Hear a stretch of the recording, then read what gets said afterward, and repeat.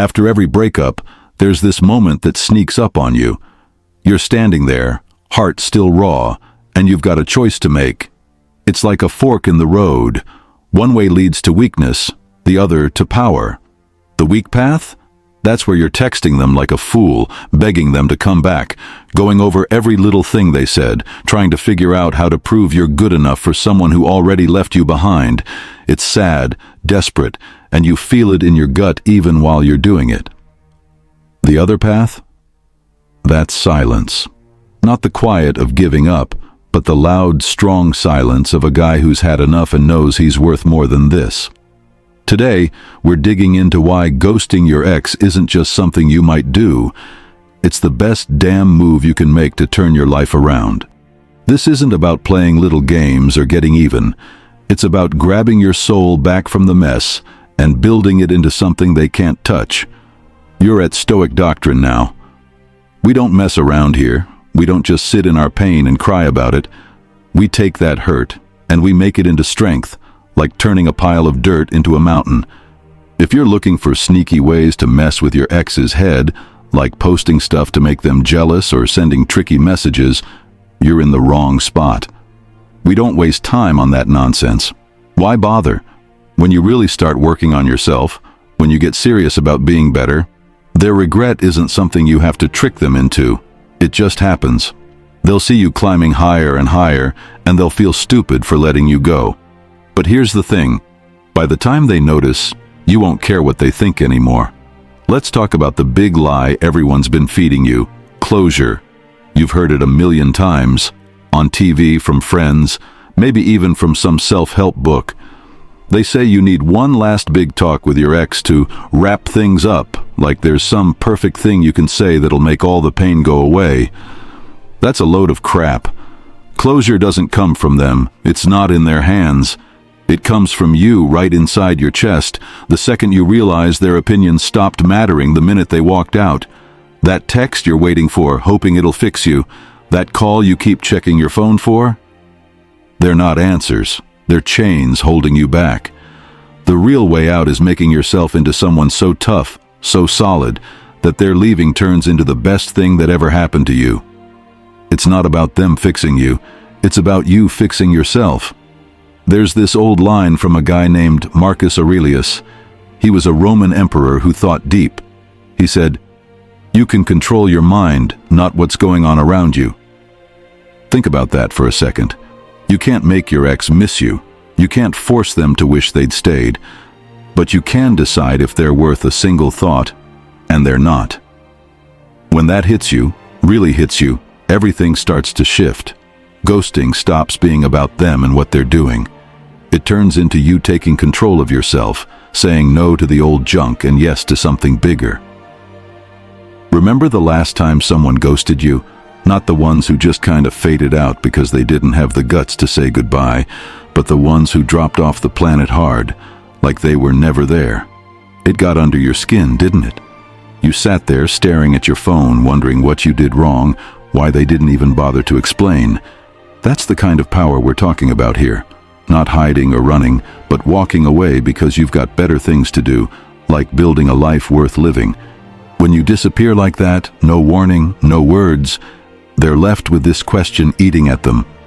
Did I just lose something I can't get back?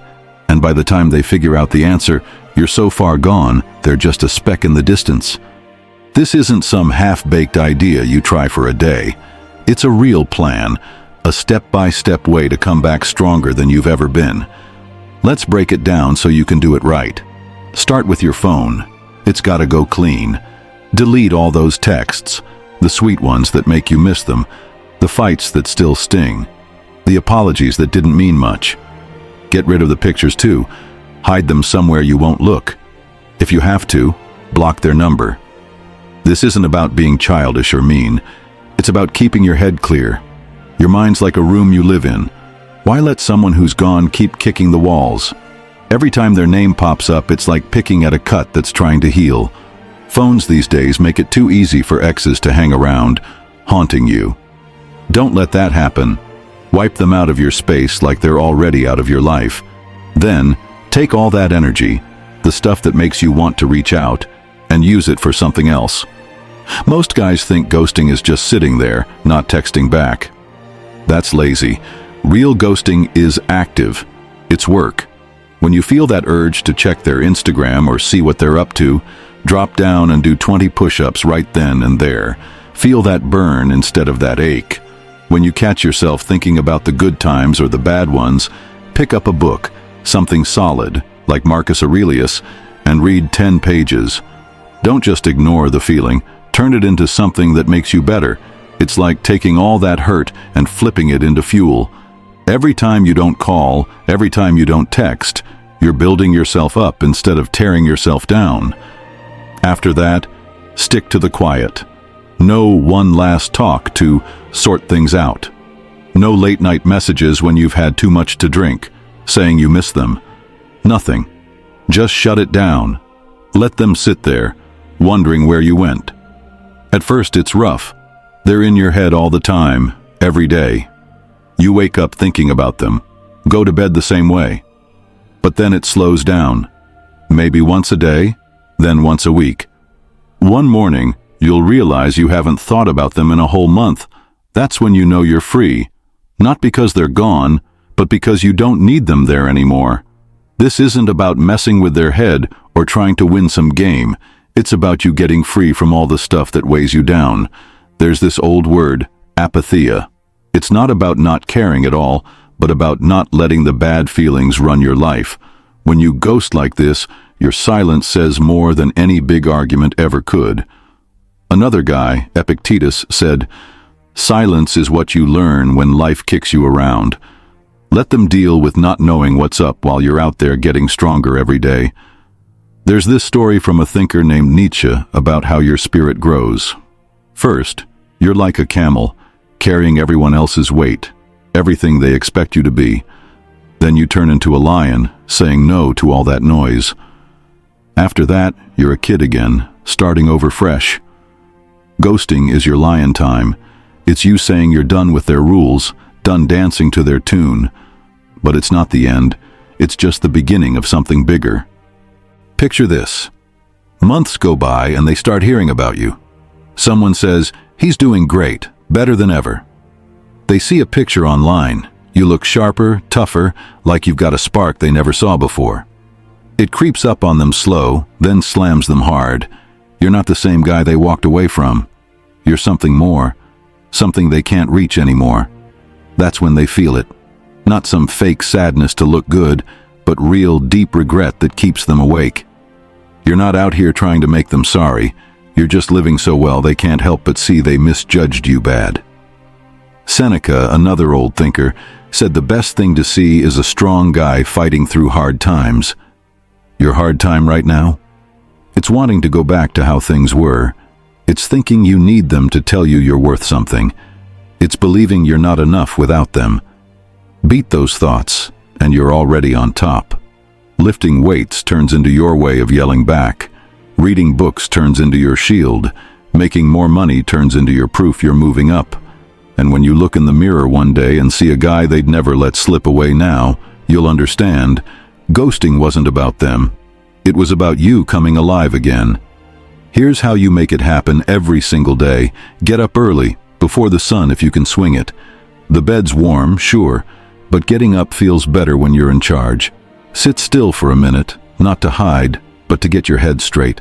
Take a cold shower. No whining, just step in. It's rough, but that's why it's good. It's practice for tougher fights. Then go after your day like it belongs to you. Because it does. Every morning you stay down, you're letting weakness win. All day, work hard, not for anyone else, but because being good at something feels right. Eat smart. Your body's not a trash can. Learn new things.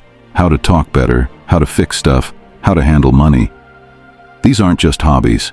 They're tools to make you unstoppable. Keep pushing. Keep adding to what you can do, because every little win stacks up. At night, write down what you want. Not sad stuff about the past, but real plans for what's next. Read about guys who took rough times and turned them into something huge. Learn from them. Then sleep deep, knowing tomorrow you're going again, harder and better. Weeks turn into months. You stop counting how long it's been since you talked because you're too busy living your life. Then one day they reach out, "Hey, how you holding up?" Or, "I think I messed up." Here's the moment. Does it shake you up, or do you just not care? When you don't even feel like answering, not to be mean, but because you're past it, that's real strength. Their regret doesn't mean a thing anymore. There's this old idea called amor fati. It means loving whatever happens to you, good or bad. This breakup, this ache, it's not your enemy. It's the fire that burns off the weak parts and leaves you tougher than before. So let them wonder what happened. Let them dig through old pictures at night trying to figure you out. Let them tell people, "He just vanished." While they're stuck there, you're out here, growing, building, turning into something they can't even imagine. And when they finally text you, that message sits there, unanswered, lost in how far you've come. If this feels right, if you're tired of chasing scraps and ready to build something real, stick around with us at Stoic Doctrine. It's not just a place to watch videos, it's a group of guys turning hurt into power. Like this, pass it to anyone who needs to hear it, and don't forget, the best way to get back isn't making them regret, it's making a life so big they don't even matter anymore. The world's waiting for you. Go take it.